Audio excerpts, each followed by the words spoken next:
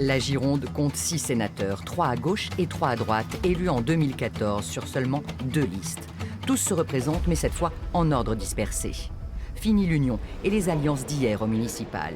Forts de leurs bons résultats à Bordeaux, les Verts espèrent avec Monique de Marco, déjà candidate voilà 6 ans, ravir un poste. C'est une candidature pour gagner. Il y a quand même une anomalie actuellement, nous n'avons aucun député, une seule sénatrice écologiste.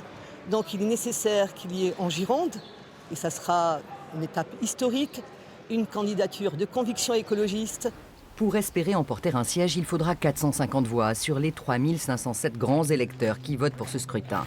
Alors chacun, comme le Parti socialiste sur le terrain, fait le compte de ses forces et de ses soutiens. Donc pour nous, on parle toujours de nos amis d'Europe Écologie Les Verts. Il faut qu'ils fassent aussi leur route.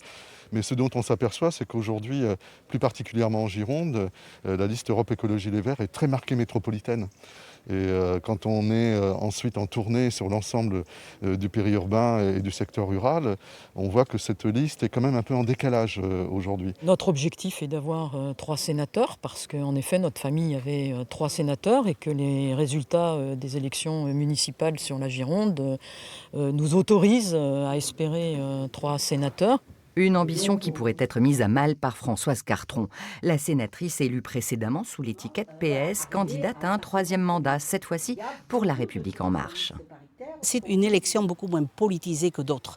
Et ça, alors en particulier, je ne dis pas dans la métropole, où les choses sont beaucoup plus sans doute cadrées, mais quand vous êtes dans le rural, ils vous parlent de leurs problèmes. Là, on est passé du problème des gens du voyage, à l'orchestre à l'école qui avait le Covid, on ne peut pas reprendre. Des choses très concrètes. L'étiquette politique, ça passe après. À droite aussi, le scrutin s'annonce très serré. L'union de 2014 a volé en éclats.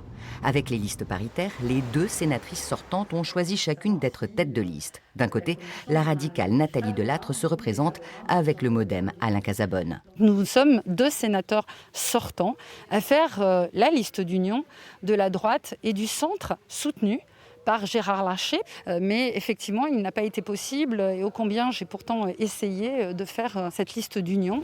Une position contestée par leur ancien colistier, le filloniste Yves Damécourt, qui se présente avec son mouvement pour la ruralité après avoir été conduit, dit-il, pour faire alliance. Il y a 6 ans, j'ai joué un rôle dans leur élection et donc aujourd'hui elles ont choisi de faire cavalier seul, de ne pas renvoyer l'ascenseur. Mais écoutez, c'est leur choix. Et donc moi je me présente parce que c'est dans la logique des mandats que j'ai exercés. Et la liste des Républicains de Florence Lassarade a été faite un petit peu dans les alcôves. Jamais il y a eu de réunion du comité départemental pour investir les gens. De son côté, la sénatrice sortante Florence Lassarade se prévaut de sa fidélité à sa famille politique, seule candidate estampillée Les Républicains. Je ne sais pas si Yves Damécourt s'est bien remis des problèmes de Fillon dont il parle, de l'affaire Fillon dont il parle toujours. Je pense qu'il se fourvoie complètement. Il ne s'est pas représenté aux élections sur son secteur. Il a fait perdre sa mairie, il a fait perdre sa communauté de communes. Donc je ne vois pas à quel titre il vient maintenant faire la leçon et expliquer que c'est lui le sénateur de droite. C'est pas vrai. Les grands électeurs girondins se prononceront dimanche prochain.